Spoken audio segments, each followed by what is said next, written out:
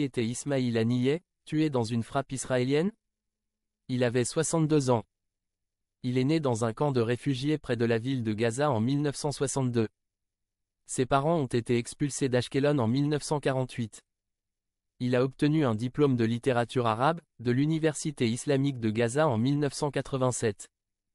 Durant ses années étudiantes, il a rejoint le Hamas pendant la première intifada. Il a même été chef du conseil des étudiants, représentant les frères musulmans. Il a été premier ministre de l'autorité palestinienne entre 2006 et 2007, après que le Hamas a remporté la majorité des sièges, aux élections législatives palestiniennes de l'époque.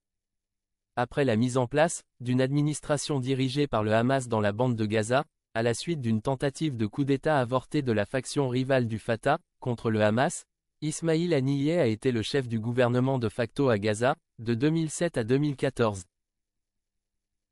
En 2017, il a été choisi pour remplacer Khaled Meshaal, au poste de chef du bureau politique du Hamas. Ismail Haniyeh a quitté Gaza en décembre 2019. Il a vécu en Turquie et au Qatar, ce qui a renforcé son autorité pour représenter le Hamas à l'étranger.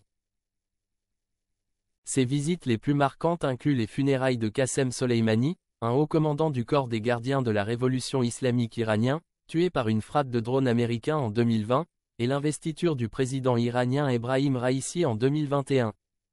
Avant sa mort, Ismail Haniyeh est venu assister à la prestation de serment du nouveau président iranien, Massoud Pezeshkian, devant le Parlement. En avril dernier, des frappes aériennes israéliennes ont tué 3 des fils de Haniyeh, et 4 de ses petits-enfants. Il avait clairement indiqué à l'époque que leur mort n'affecterait pas le cessez-le-feu, et les pourparlers sur les otages qui étaient alors en cours.